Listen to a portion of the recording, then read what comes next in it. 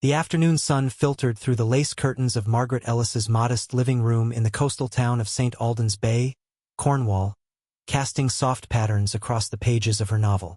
At 63, Margaret had found solace in these quiet moments, her reading glasses perched on her nose as she sank into the comfort of a familiar book. St. Albans Bay had been her refuge for nearly 2 decades, ever since the devastating day in 1981 when her 20-year-old son, Liam Ellis, the lead vocalist of the rock band Velvet Eclipse, vanished. The band, hailing from Birmingham, UK, had been on a private jet returning from a string of rock festival performances in the United States when it disappeared from radar without a trace. The sharp ring of the kitchen phone broke the stillness. Margaret sighed, marking her page before rising from her armchair, her joints aching as she crossed the cool linoleum floor. "Hello?" she answered, expecting a neighbor or perhaps a misdialed call. "Mrs. Ellis?" The voice was formal, official. "This is Commander Rachel Thornton from the Royal Navy, calling with the St. Albans Bay Police. It's about your son, Liam." Margaret's breath caught. After 19 years, she'd stopped expecting such calls. "What is this about?" "Ma'am, we've recovered what we believe to be the private jet your son and his band were on when they disappeared. We need you to come to Port Travis Naval Base." The words struck like a physical blow. Margaret gripped the counter, her knuckles whitening. "This isn't funny," she said sharply. "My son vanished 19 years ago in a plane crash. I've made peace with that. Don't disturb it." She slammed the phone down, her hands trembling. The grief she'd buried threatened to resurface. She hadn't just lost Liam. Her husband, George, had spiraled after the disappearance, admitted to a psychiatric hospital for 5 years before returning to a reclusive life in a nearby village. The strain had fractured their marriage, leaving him distant and Margaret alone. She returned to her chair, but the words in her book blurred. The phone rang again, insistent. She let it ring 5 times before answering, exasperated. "Mrs. Ellis, please don't hang up," a woman's voice said, calm but firm. "I'm D.I. Sarah Langley with the Metropolitan Police, working with the Navy. This isn't a prank. We've recovered the aircraft. We need you at the base." Tears pricked Margaret's eyes. "I'm sorry," she whispered. "I thought, I'll come." She hung up, moving mechanically to prepare. She chose a simple gray dress and sensible shoes, her actions automatic as she left for the train station. A familiar car pulled up beside her. The window rolled down, revealing the weathered faces of Joan and Michael Carter. "Margaret," Joan's voice trembled. "Are you heading to Port Travis too?" Margaret nodded, unable to speak. She recognized them instantly, parents of Tommy Carter, Velvet Eclipse's drummer, who'd also vanished. The band, formed in Birmingham's gritty music scene, had been rising stars, playing local pubs before gaining traction at U.S. rock festivals like those in California and Texas. "Come with us," Michael offered, opening the back door. Margaret climbed in, settling into the leather seat. Joan turned to her. "The Harpers are coming too, Simon's aunt and uncle. His parents passed 3 years ago. And the Fosters, Jamie's cousins. His parents are gone too." The drive to Port Travis was tense, filled with heavy silence broken by Joan's quiet sobs. Margaret stared out the window, the rugged Cornish coastline blurring past. When they arrived, the naval base buzzed with activity. Royal Navy personnel, police, forensic teams, and scientists. D.I. Sarah Langley met them at the gate, her badge gleaming. She was younger than Margaret expected, with keen eyes. "Thank you for coming. I know this is hard." She led them to an open field. Margaret's breath hitched. There sat the jet from George's old photos, taken with a film camera to capture what he'd called the band's rocket to fame. The fuselage, once gleaming white, was now rust-streaked, seaweed clinging to its wings like a shroud. The band's logo, a silver crescent moon, was faded to gray. Dr. Helen Patel, the lead expedition scientist, stepped forward. "We were on a deep-sea ecological survey, studying Atlantic vents. Our sonar detected a metallic anomaly. The submersible confirmed an aircraft at 10,000 feet. We contacted authorities, and the Navy retrieved it with a marine crane. The wreck's remarkably intact, doors sealed, windows cracked inward. Margaret's eyes fell on body bags laid out on tarps. Her heart clenched. Is that? D.I. Langley nodded grimly. We need you for identification, Dr. Patel added. At those depths, low oxygen and cold temperatures slow decomposition. The remains may be identifiable. Joan Carter gripped Michael's arm, her sob piercing the air as they unzipped the first bag. Tommy! His signature-studded wristbands were unmistakable.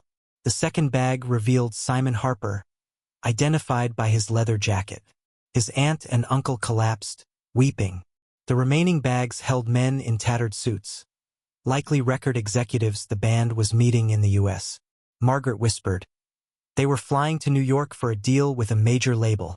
George arranged it but never shared details with me. A police officer confirmed. George Ellis became erratic after the disappearance, diagnosed with a mental breakdown. He was released after 5 years and lives reclusively now. We tried contacting him, but he refused to come. A forensic technician interrupted. Gunshot wounds. All victims show bullet trauma. D.I. Langley's face hardened. Something violent happened mid-flight. The absence of a pilot suggests autopilot was set, and he may have bailed out. Margaret clung to a fragile hope. Liam and Jamie weren't there. Could they be alive? It's possible, Langley conceded. We're reclassifying this as a criminal investigation. The press descended, cameras flashing. A reporter spoke into a microphone. Velvet Eclipse, hailing from Birmingham, UK, were festival favorites in the US, playing shows from California to Texas. Liam Ellis on vocals, Tommy Carter on drums, Simon Harper on bass, and Jamie Foster on lead guitar were rising stars when their jet vanished in 1981. Margaret faced the cameras, her voice steady despite her shaking hands. I'd lost hope, but this discovery gives me something to hold on to. Liam, if you're out there, please come home. The families gave their interviews, voices raw with grief, but Margaret held her emotions tightly, a skill honed over years of loss. When it was over, a police officer approached. Mrs. Ellis, can we drive you home? She nodded, grateful. As they walked to the patrol car, she glanced back at the jet, its rusted frame a silent witness to 19 years of secrets.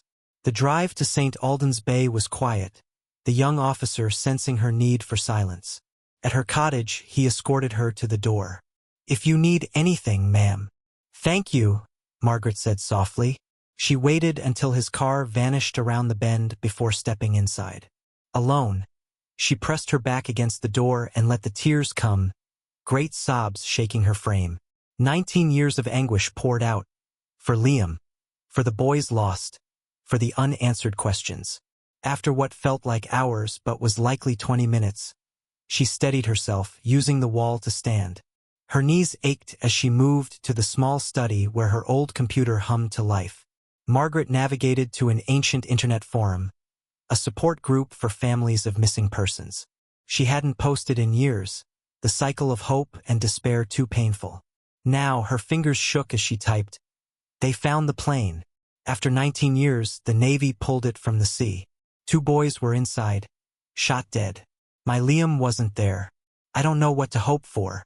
Responses flooded in. Prayers, encouragement, and cautious warnings from those burned by false hope. Margaret, guard your heart after all this time. One user wrote.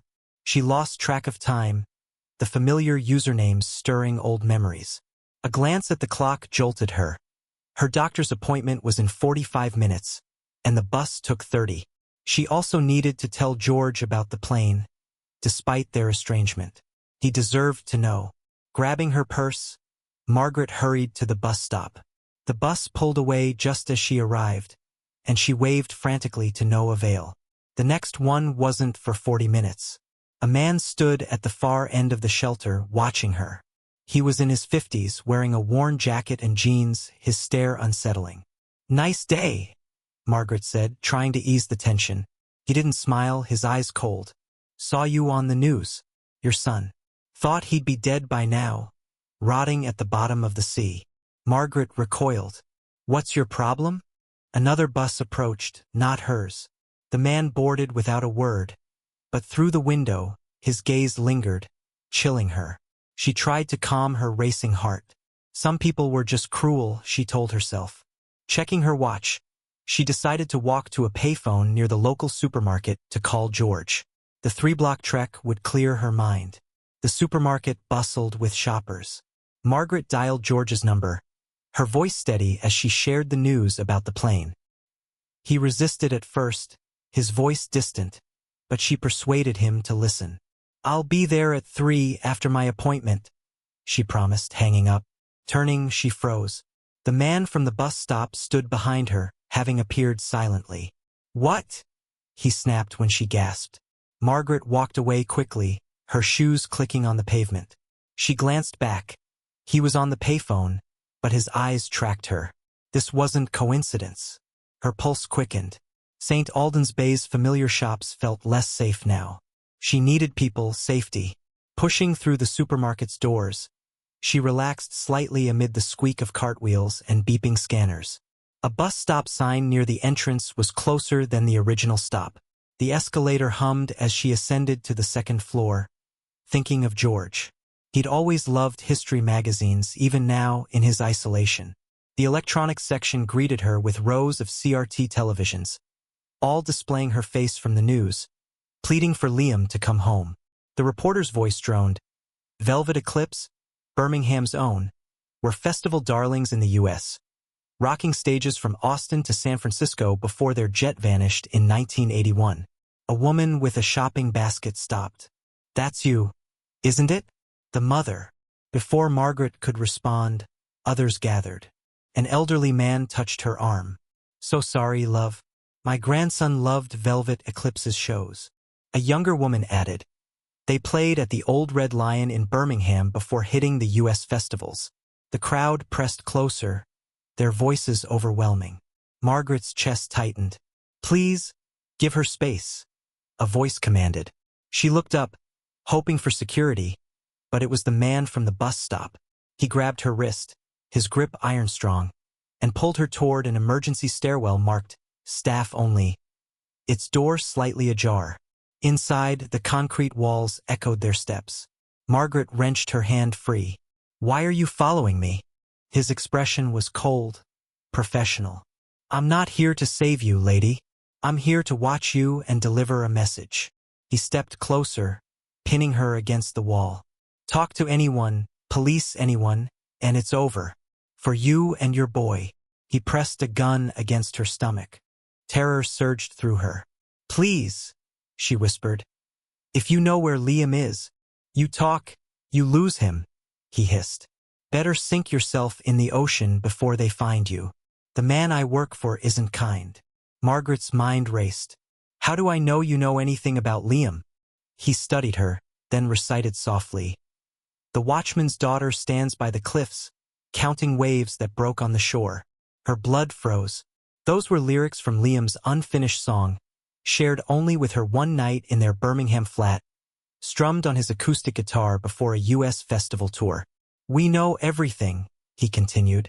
"Your doctor visits every fortnight, your Thursday market trips, your husband in Porthmere Village. We've watched for years." "Liam's alive?" Her voice cracked. He patted his gun. "Keep quiet. We'll talk again.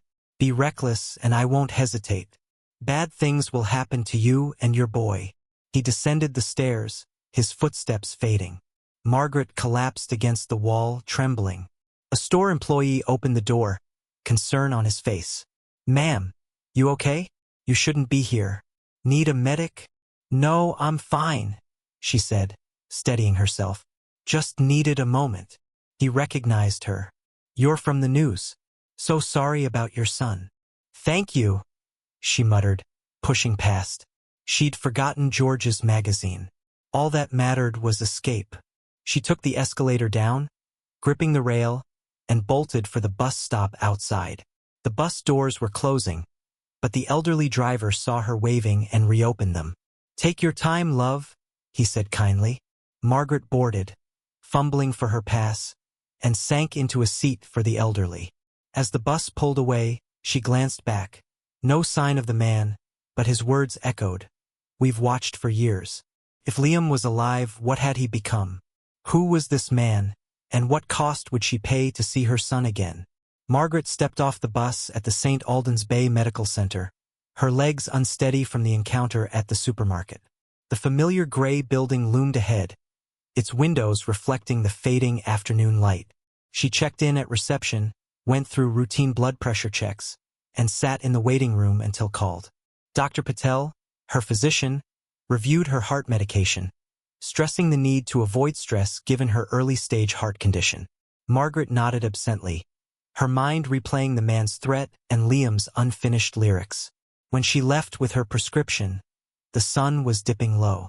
At the bus stop outside, she hesitated.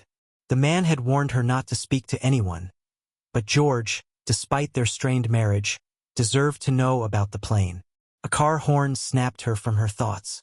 Across the street, a dark saloon idled, the man from the supermarket behind the wheel, gesturing her over. Her stomach knotted. She considered running back into the medical center, but his words echoed. Bad things will happen to you and your boy. Reluctantly, she crossed the road, each step heavy with dread. Get in the back, he ordered through the rolled-down window. I don't even know you, Margaret protested. Back seat. Now. His tone brooked no argument. Against her instincts, Margaret slid into the rear. The locks clicked shut. I know you were going to see your husband, he said, pulling into traffic. You were waiting for the bus to Porthmeor, not home. Can't let that happen. I won't say anything, Margaret pleaded. I just need to tell George about the plane. He has a right to know. No, you don't. He tossed a pair of handcuffs onto the seat. Put these on. Margaret stared, incredulous. I don't trust you. I should have called the police. You're testing me. In one swift motion, he grabbed her wrists, snapping the cuffs on despite her struggles. Make a sound, and I'll end you here. Terror froze her as he drove. St. Albans Bay's familiar streets gave way to coastal roads, then narrow lanes flanked by gnarled oaks. After what felt like an hour but was likely 40 minutes, he turned onto a dirt track. A cabin emerged, small and isolated, its windows dark. He parked and hauled her out, his grip bruising. Inside, the air reeked of damp wood and stale smoke. Sparse furniture, a stone fireplace, nothing more. Why are you doing this? Margaret demanded. The police will look for me when I don't show up. I can and I will. Be quiet for your own good. He produced black duct tape, wrapping it around her mouth despite her muffled protests. Stepping outside, he lit a cigarette and pulled out a mobile phone. Through the window, Margaret watched him pace, speaking in low tones. When he caught her staring, he moved out of earshot. Margaret tested the handcuffs, solid, unyielding. Panic surged. She was 63 with a heart condition, kidnapped by a stranger claiming knowledge of her son.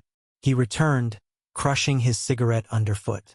Moving to a wall, he pressed a wooden panel, revealing a hidden compartment. He pulled out several plastic-wrapped packages containing white powder. Margaret's eyes widened. She knew what they were. He ripped the tape from her mouth. She gasped. What is that? You need to swallow these. He set the packages on a table.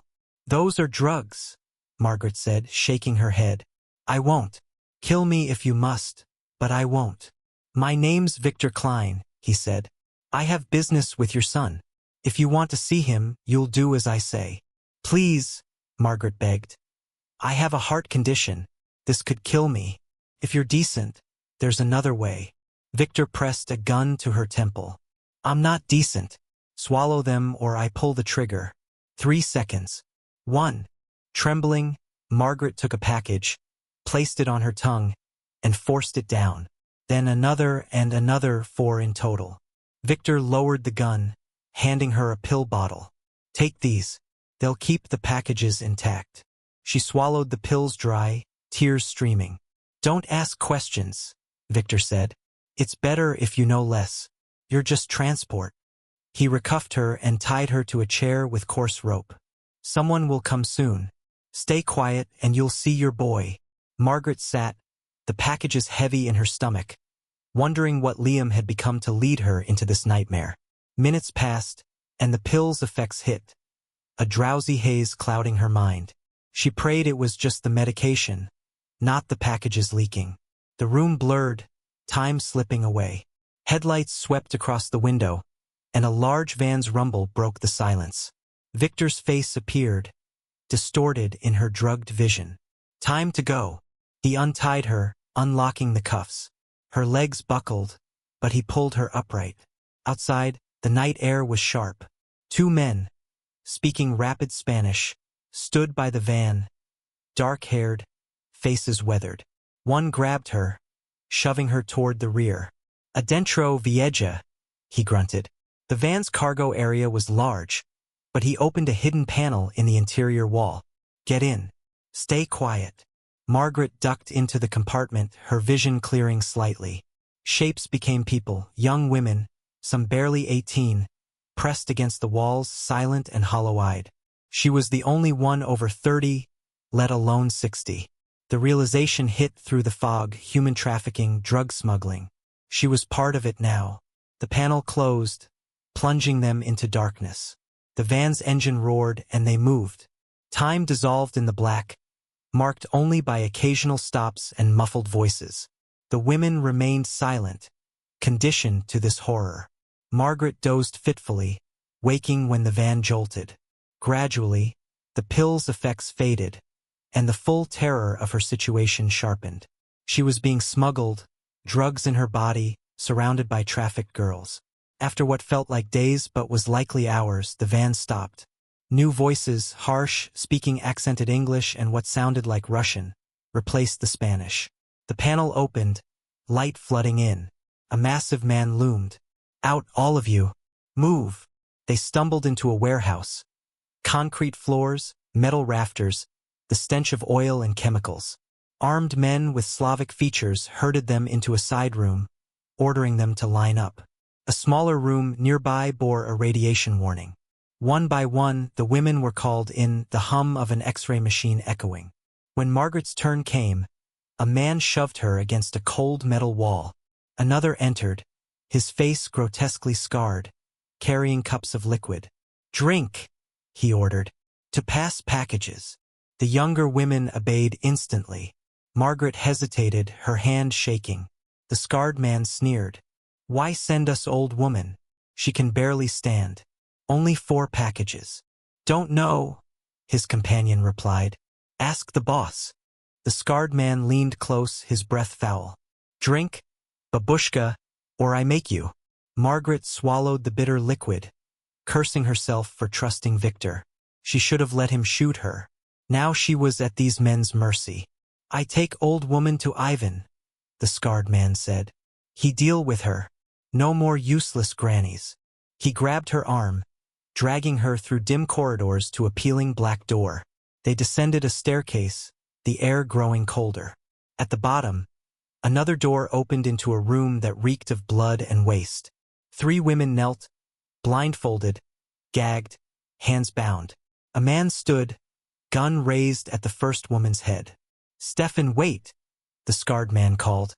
"Where's Ivan? Need him for this old mule." The man turned, and Margaret's world tilted. Despite 19 years, she knew him, Jamie Foster, Velvet Eclipse's lead guitarist. His boyish face was unchanged, but his eyes were hard.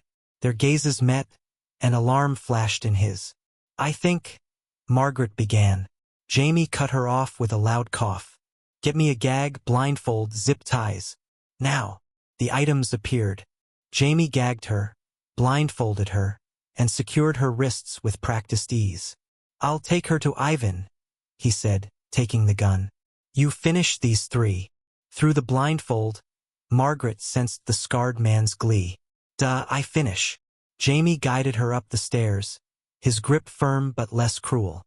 A shot rang out, then 2 more, 3 executions. Margaret's stomach churned, but the gag held. Jamie had become this, a killer. Jamie led Margaret through another corridor, her blindfold making each step disorienting. She counted her paces, clinging to some sense of control. He stopped, and she heard a door open. He guided her into what felt like a smaller space.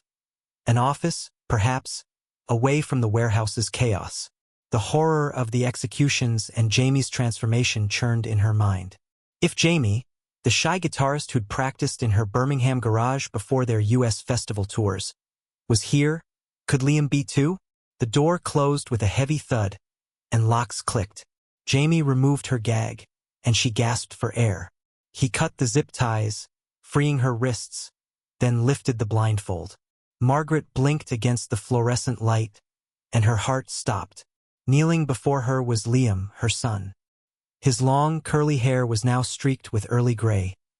His pale skin almost translucent, but those deep-set eyes and sharp cheekbones were unmistakable. Older, harder, but Liam. Liam, she whispered, voice breaking.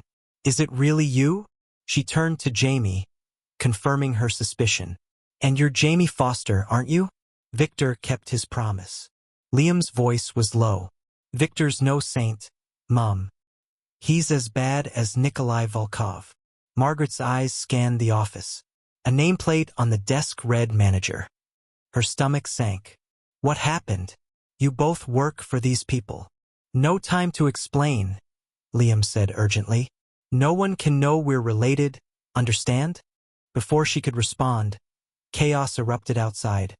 Shouts in Russian and English, gunfire, screams. Jamie bolted the door. Liam yanked open a filing cabinet, pulling out 2 handguns. Margaret spotted a phone on the desk. We should call the police. They'll rescue us. We can go back to our lives. No, Mum, Liam said, his voice cold. This is our life now. Victor's men are taking this place. He promised to reunite us if I joined him. He'll protect us. Margaret stood, reaching for the phone. It doesn't have to be this way. Liam blocked her, his eyes unfamiliar. You don't understand. I didn't expect to find my son like this, she said, tears falling. You're not a criminal. You're a victim of a plane crash. Sometimes the line between victim and criminal is thin, Liam replied. We do what we must to survive. Heavy fists pounded the door. Ivan! A thick Russian voice shouted. Open door. Nikolai's gone. We need to secure office. Liam and Jamie exchanged glances, silent. More pounding, more Russian demands, then gunshots outside. The voices stopped abruptly, bodies hitting the floor. A lighter knock followed, almost casual. It's me, a voice with a Spanish accent said. Victor. Jamie looked to Liam, who nodded. Margaret watched her son grip his gun with ease, his innocence long gone.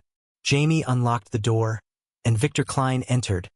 Blood splattered on his shirt, the acrid smell of gunpowder clinging to him. He locked the door behind him. It's done, he said, wiping sweat from his brow. My men and I kept our deal. This empire's mine now. He looked at Liam. I want your loyalty, both of you. I dealt with Nikolai.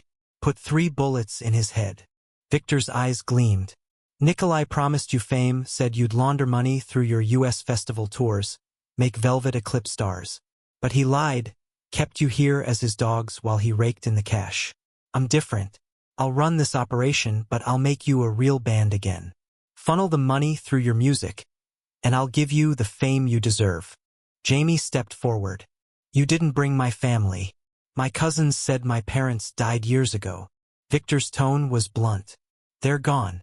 But I kept my promise to Liam. I brought Margaret. You used my mother as a mule, Liam snapped. Made her swallow drugs. What were you thinking? She was about to tell your father, Victor shot back. If she'd talked, he'd have gone to Nikolai, and our plan would have collapsed. Without those packages, she wouldn't be here. She'd be ashes in the incinerator.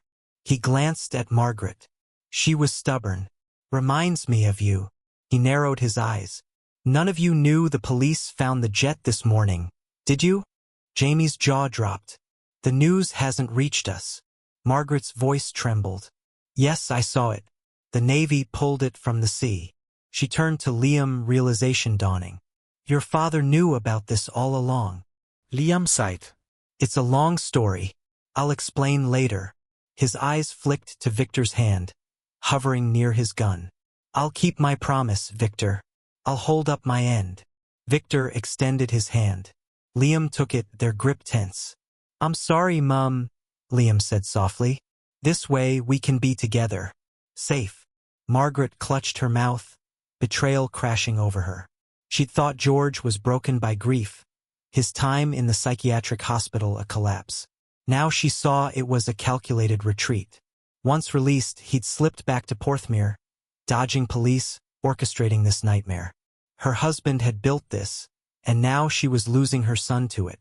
The three men discussed logistics, body disposal, cleaning crews, which of Nikolai's men could be turned or needed killing. They spoke of murder like a business deal. Margaret's eyes locked on the phone behind her. D.I. Sarah Langley's number was etched in her memory. As the men plotted, she inched toward the desk, fingers closing around the receiver. She dialed silently. Victor spotted her, drawing his gun. No! Liam lunged for the phone. Mum, don't! Margaret held on, hearing the line connect. Metropolitan Police, Langley speaking. Victor's finger tightened on the trigger. Everything slowed. Jamie charged Victor, the gun fired, and Liam threw himself between Margaret and the bullet. Blood bloomed across his chest as he collapsed into her arms. Help! Margaret screamed into the phone. Help us! Jamie tackled Victor, sending the gun skittering. He scooped it up and fired once, twice, 3, 4, 5 times, precise shots to Victor's chest and head. Victor crumpled, blood pooling. Jamie grabbed the phone. This is Jamie Foster, lead guitarist of Velvet Eclipse. I'm with Liam Ellis, our vocalist, and his mother, Margaret. He gave their location. Liam's shot, bleeding badly. Nikolai Volkov's dead. But Victor's men are still here. Send a tactical team. Units are en route, Langley said. Find somewhere safe. Barricade yourselves. Jamie hung up, dragging a filing cabinet to block the door. Margaret cradled Liam, pressing her hands against his wound. Blood seeped through her fingers. Stay with me, she begged. Please, baby. Liam's eyes fluttered, his breathing shallow. The blood soaked his shirt, pooling on the floor. Outside, sirens wailed. An entire fleet. Gunfire erupted as tactical teams stormed the warehouse. Margaret kept pressure on the wound, praying harder than ever, begging God to spare her son. The gunfire faded. A voice called through the door. Metropolitan Police Tactical Team. Building secure. Jamie moved the cabinet and unlocked the door. Officers in gear flooded in. We need medics, one shouted, seeing the blood. Checked the red room downstairs? The incinerator. All clear, another confirmed. Facility secure. Paramedics rushed in with stretchers, moving Margaret aside to work on Liam. Another team checked Victor. Deceased, a paramedic said. Multiple gunshot wounds, massive blood loss. An officer approached Jamie. Who shot him? I did, Jamie said steadily. He was going to kill us. They lifted Liam onto a stretcher. Margaret followed, her blood-stained hands trembling. The warehouse was a battlefield, bodies under sheets, evidence markers everywhere. After 19 years, she'd found her son. But at what cost? Outside, emergency vehicles filled the lot. Ambulances, police cars, tactical vans, lights flashing red and blue. Paramedics loaded Liam into an ambulance, Victor's body into another. D.I. Langley stepped from a black SUV, having arrived from a distant field office. Mrs. Ellis, a paramedic called. We need to leave now. Every minute counts. Go, Langley said. I'll meet you at the hospital. We'll take Jamie's statement here. Margaret turned to Jamie, standing with officers, his posture defeated. I'll see you later, Jamie. We'll talk. You did the right thing. I swear I will, Jamie said, voice thick. Thank you. Margaret climbed into the ambulance. The doors slammed, and they sped off, siren blaring. A paramedic worked on Liam, checking vitals, adjusting IVs. Margaret gripped the bench, watching her son's pale face. At the hospital, Liam was rushed to the emergency room, while Victor's body went to the morgue. Margaret sat in the waiting area, fluorescent lights harsh overhead. Her heart raced dangerously. Dr. Patel had warned about stress with her condition. She forced slow breaths, determined to stay strong for Liam. A sudden cramp in her abdomen made her gasp. The drugs from the warehouse were moving. She flagged a nurse. "I swallowed drug packages. I need to pass them." The nurse's eyes widened. "Come with me." They hurried to a specialized room. The nurse gloved up, preparing a bedpan and evidence bags. "We need to retrieve them safely. They could rupture." Margaret endured the humiliating process as the nurse carefully extracted 4 intact packages with forceps, placing them in evidence bags. Afterward, Margaret was admitted for observation. She explained her heart condition, and the medical team ran EKGs, monitoring her closely. The stress had strained her heart, but she was stable. Hours later, D.I. Langley arrived with her partner. "The doctors updated us," Langley said gently. "Victor Klein died from massive blood loss. Liam's alive but in a coma. He flatlined twice in surgery but was revived. He's critical but stable." Margaret closed her eyes. "Thank God he's alive." "Jamie's been cooperative," Langley continued. "He's given a full statement. Want to know what happened in 1981? Margaret nodded. "Liam never got the chance to tell me." Langley pulled out her notes. "According to Jamie, your husband, George, the band's manager, arranged a private jet for a celebration trip after a U.S. festival run. He promised a deal with an international label. But on board, they met Nikolai Volkov. George revealed the real plan. Velvet Eclipse would launder drug money through their festival tours, funneling cartel cash via ticket sales and merchandise." Margaret felt sick. "George planned this." Langley nodded. When Tommy and Simon refused, George and 2 cartel enforcers pulled guns. Tommy was shot fighting back.